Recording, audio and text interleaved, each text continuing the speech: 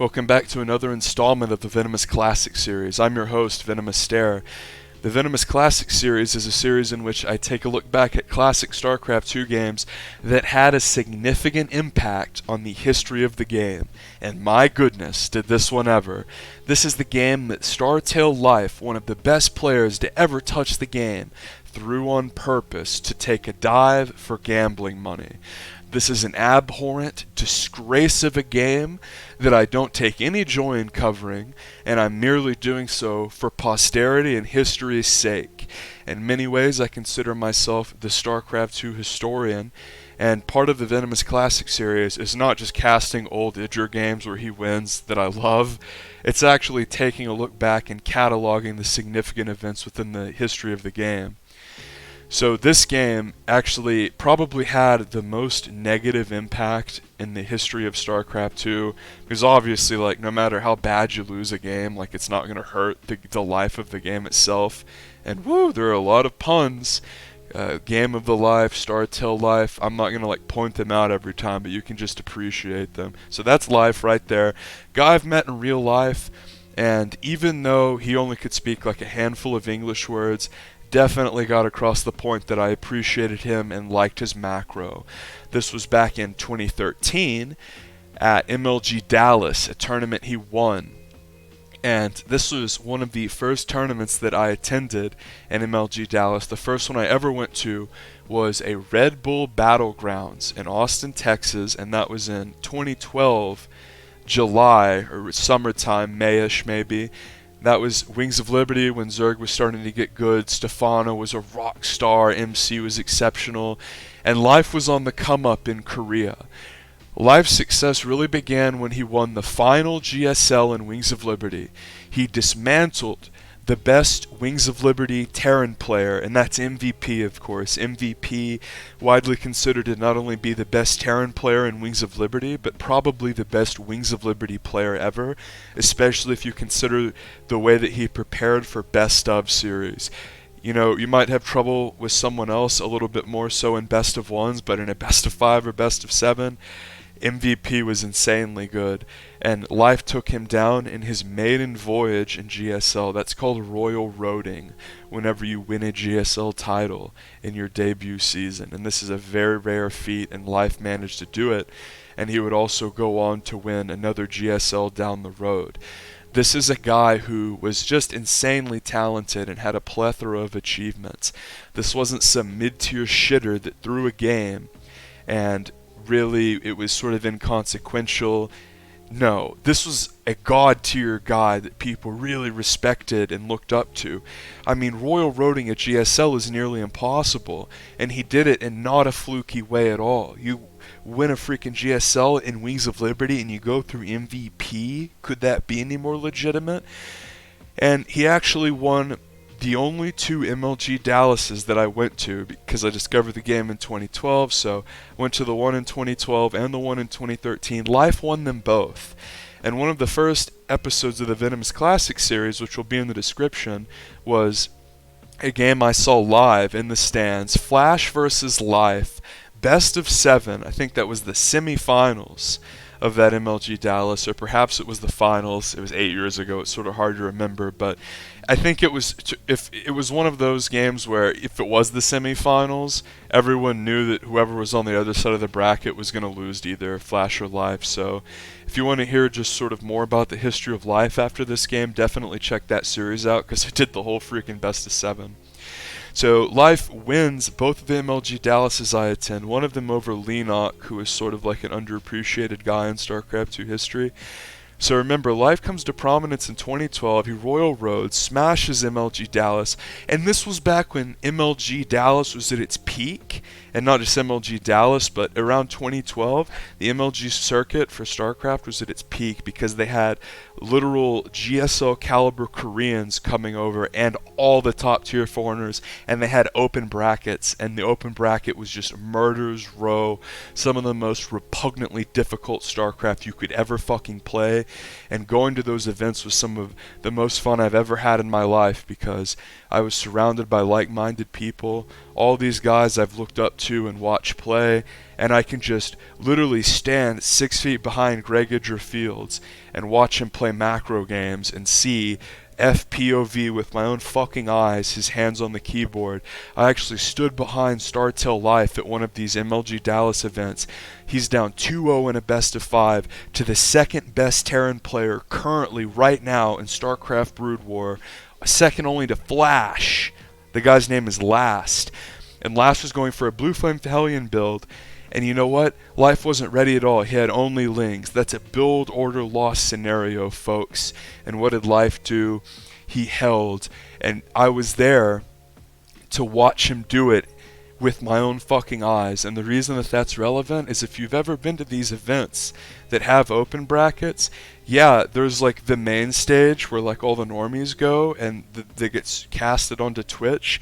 But like the hardcore fans, there's a walk around the pit and just like stand behind their homies and their favorite pro gamers and watch them go.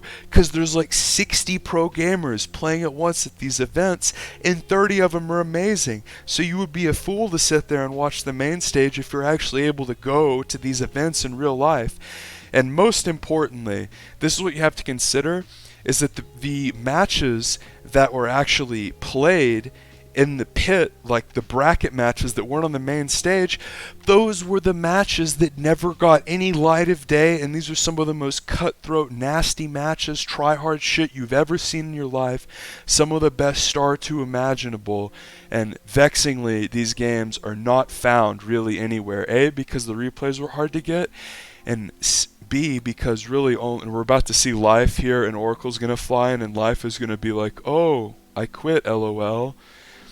And there's that moment right when he leaves of like, wait, what? It's coming up right here. And that right there, that sealed his fate as a fraud. And that really bothers me to say because this is a guy that every Zerg player looked up to. He was the fourth race. And the same way that Maru is now and is just a scintillating pro gamer that Terrans look at and say, wow, well, he's god tier, but holy shit, if I try to reenact that, if I try to do that myself, that's not really as easy as it looks. It's not really replicable.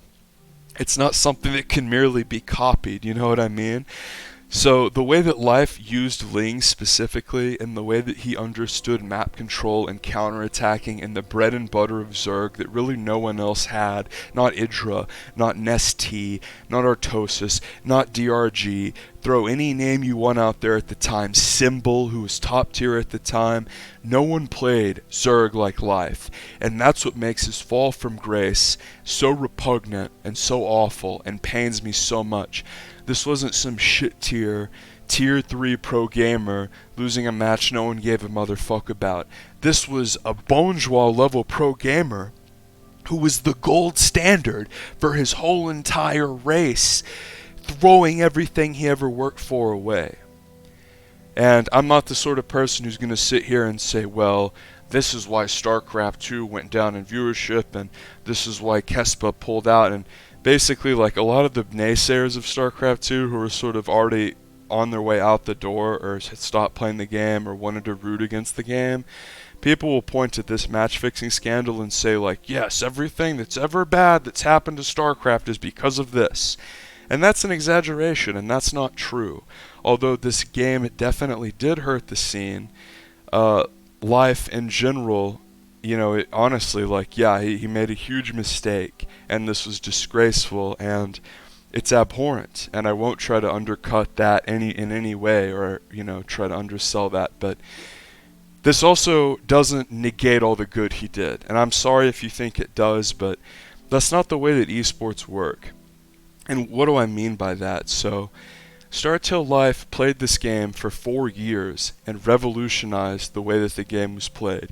People saw how he played and were able to copy it and implement it into their own play. He actually changed the way that people fundamentally understood Zerg.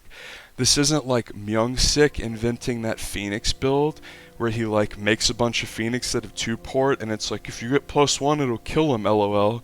No, this isn't a one-off build that Life is responsible for.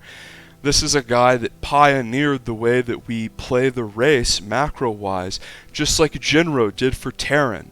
There's another guy that, although not disgraced and never was a part of a scandal, is underrated.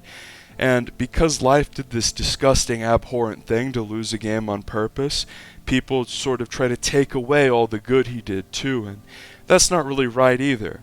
You know, a guy can commit a heinous act like this to lose a game and to delegitimize the game in a sense, because really the reason why this is bad is like you have to look back at Life's games and be like, I wonder if he was throwing.